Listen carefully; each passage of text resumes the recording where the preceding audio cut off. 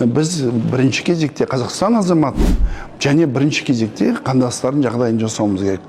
Кейін қалғандарға, ол қазіргі үкіметтің кейбір шешімдерін қарасаң, кеше ішкі істер министрлігі мақтанып айтып жатыр. Біз жеңілдеттік, дұрыс болды, шетелдің адамдар енді Қазақстанға келмей-ақ ем алуға болады деп мақтанып жатыр. Ал енді біз қандас туралы қанша сұрақ қоямыз, оған бір жауап жоқ.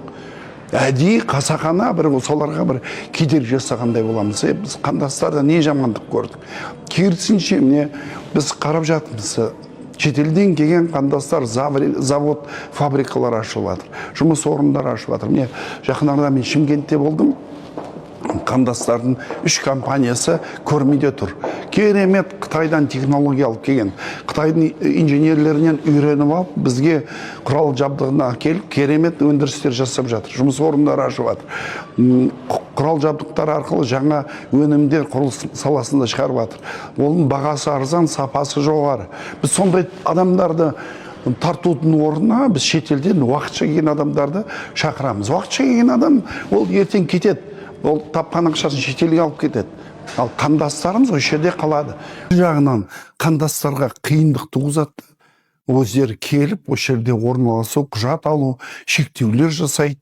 Мысалы, кириллица әріпінен емтихан тапсырасын тек қана мына өңірге деп шектеу қоямыз. Екінші жағынан түсініксіз жағдай, біз керісінше басқа мемлекеттің, басқа этностардың адамдарына көбірек келуіне жағдай жасап жатырмыз. Жылына бізге Қазақстанға 6,5 миллион адам турист деген атаумен кіреді. Ол жерде Қазақстанда не істеп жатқан белгісіз. Турист болып жұмыс істеп жатыр ма, біздің жұмыс орындарды алып жатыр ма. Мен өткенде ішкі істер министрінен, біздің жаңағы шекаралық қызметінен бұл адамдар қайда жүр?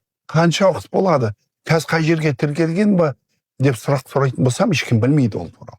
Ал енді кеше естіп жатырмын, ішкі істер министрлігі үйінді алу жеңілдетеміз, енді шетелдегі басқа ұлттың өкілдері үйінді оңай түрмен интернет арқылы алады деп мақтанып айтып жатыр. Сонда қалай деген сұрақ туындайды. Мына жерге қандастарымызды қиындаттық. Керісінше шетелден келетін басқа этностарға толық келсеңдер де келіңдер, келмесең де келіңдер деп жатырмыз. Екінші мәселе, біз жаңа конституцияда бөлек бұрын басқа мемлекеттің шетелдің азаматтарына, басқа этностарға бізге келген бұрынғыдай біздің конституциядан біздің азаматтармен құқығы бірдей, әлеуметтік салаға бірдей қолжетімдігі бар деген заңды алып тастадық, талапты бапты алып тастадық. Біз не байқап тұрмыз? Мен жақындарда Солтүстік Қазақстан облысында көршілес Ресейдің адамдары 3,5 миллиард теңгеге ем алған. 3,5 миллиард теңге ақша сол басқа шетелдің азаматтарын емдеуге кеткен. Сонда бұл жерде қандай мәселе? Бұл бюджетті дұрыс емес пайдалану. Шетелдің адамдары бізге ешқандай ақша төлемейді, бірақ оларды біз емдейміз. Олардың балдарын мектепке, балабақшаға тегін оқытамыз. Бұл қалай? Сонда өз қандастарымызға қиындық туындатамыз да, шетелдің адамдарына толық жаңағы мүмкіншілік бергеніміз, сонда қандай мақсат бар? Ал енді олар келіп біздің жұмыс орындарымыз алады.